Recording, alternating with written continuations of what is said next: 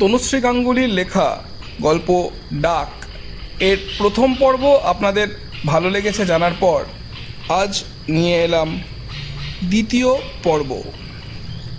Can বে সাম migratory birds? রমেশবাবু পকোড়ায় কামড় বসিয়ে বললেন, আননোন স্পিসিস হয়তো, আগে কখনো আসেনি এখানে।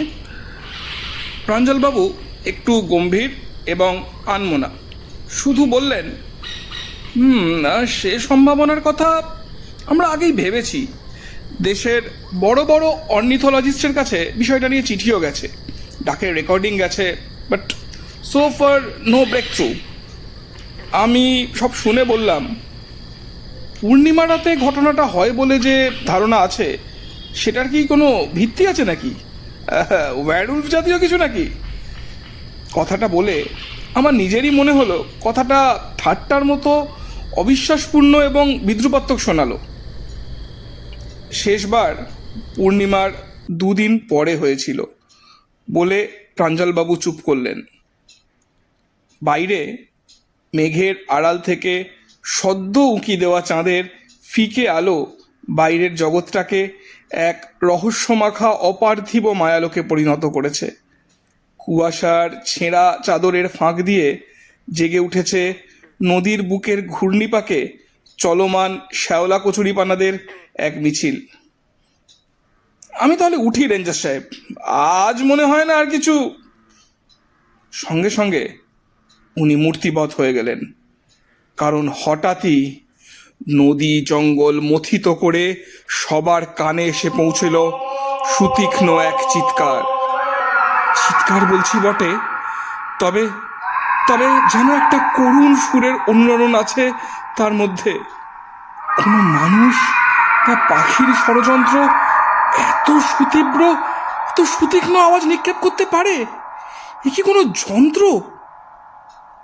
শব্দের উৎস নদীর ওপারে, তবে ডাক দ্রুত এগিয়ে আসছে এদিকে।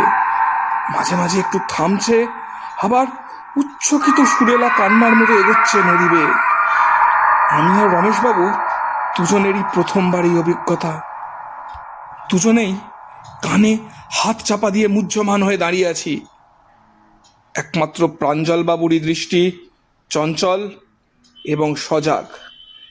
ব্রিজের দিকে নিঃশব্দে ইশারা করে বারান্দা থেকে দৌড়ে নেমে গেলেন হাতে টর্চ নিয়ে। আমরাও হতচকিত অবস্থা কাটিয়ে পিছু নিলাম। লনের ভেজা ঘাস পেরিয়ে কাঠের নড়বড়ে ব্রিজের ওপরে গিয়ে দাঁড়ালাম। সেতুটি সরু হলেও লম্বায় অনেকটাই। জঙ্গলের দিকের ব্রিজের অংশটা আলো আঁধারিতে ঢেকে আছে। কাঠের ব্রিজের নিচ দিয়ে বর্ষায় ফুলে ফেঁপে ওঠা নদীর জল বয়ে চলেছে সব বেগে সরসে।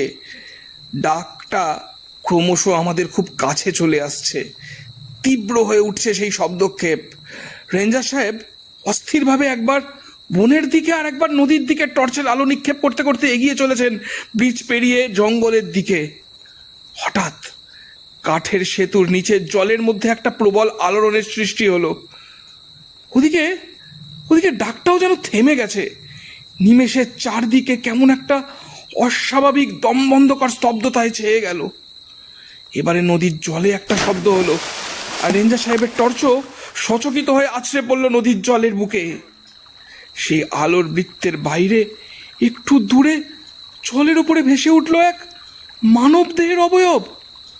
না না না, মানব নয়, আসলে আসলে সে এক মানবী। চাঁদের আবছা আলোয় সে এক অতি প্রাকৃত দৃশ্য। এবার টর্চের জোরালো আলো পড়ল তার মুখে। ভয় না পেলেও সে সবিস্ময়ে তাকালো আমাদের দিকে। শ্যাওলার জটা জুট চুলের মতো তার মাথা থেকে নেমে এসেছে, কাঁধ ছাপিয়ে নেমে গেছে। গায়ের রং অন্ধকারে সুস্পষ্ট না হলেও বোঝা যাচ্ছে ঘন কৃষ্ণবর্ণ।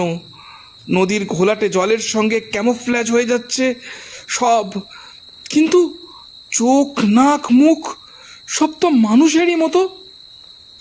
কিন্তু এ তো কোনো সাধারণ নারী নয়, কি যেন একটা অস্বাভাবিকতা মিশে আছে তার নিষ্পলক চাহনিতে। সকৌতুক দৃষ্টিতে ঘাড় বেঁকিয়ে সে তাকিয়ে আছে আমাদের দিকে। মুখেও যেন তার যুগ যুগান্তরের জমে থাকা শ্যাওলার আভাস। চোখগুলো বিড়ালের মতো অন্ধকারে জ্বলজ্বল করছে। এবার চাঁদ মেঘের আড়াল থেকে বেরিয়ে এলো আরও একবার। সেই আবছা আলোয় দেখলাম তার মুখে, বুকে, গলায় লেপ্টে আছে জলে ভাসা আগাছা। অভাববিদ্ধ এই বন্য কিশোরীর কণ্ঠই কি এই অপ্রাকৃত ডাকের উৎস? কে এই বন্য মানবী? এ কি বনদেবী, নাকি জলের নিচের মৎস্যকন্যা? জলের নিচে হয়তো এর মাছের মতো লেজও আছে। সে চুপ করে তাকিয়ে আছে শুধু আমাদের দিকে চেয়ে।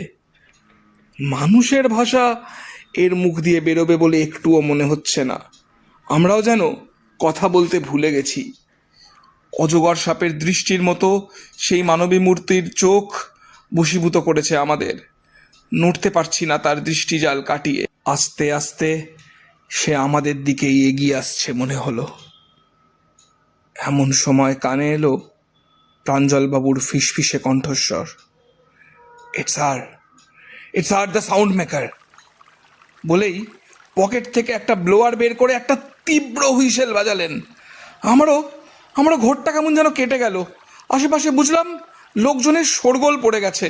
আরও অনেকগুলো জোরালো সার্চ লাইটের আলো নদীর জলে পড়লো বাংলোর লনের দিক থেকে। নদীতে জাল ফেলা আছে, ফরেস্ট গার্ডরাও পাহাড়ে আছে আশেপাশে।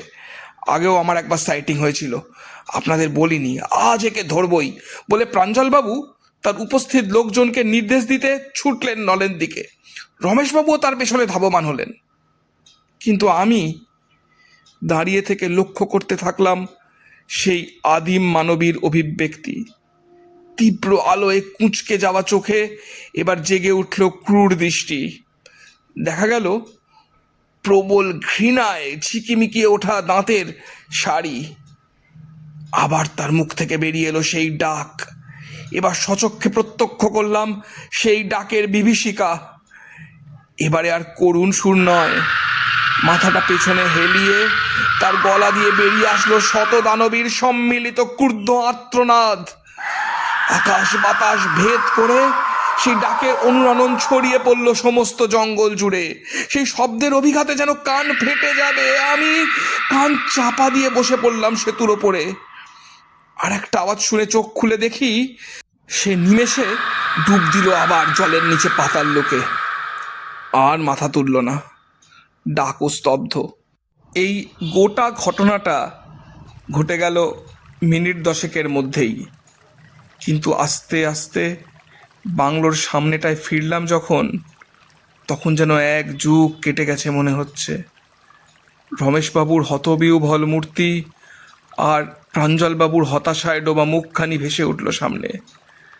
রেঞ্জার সাহেবের লোকজন তখনও নদীর এপার ওপার জুড়ে ফেলা জাল গুটানোয় ব্যস্ত।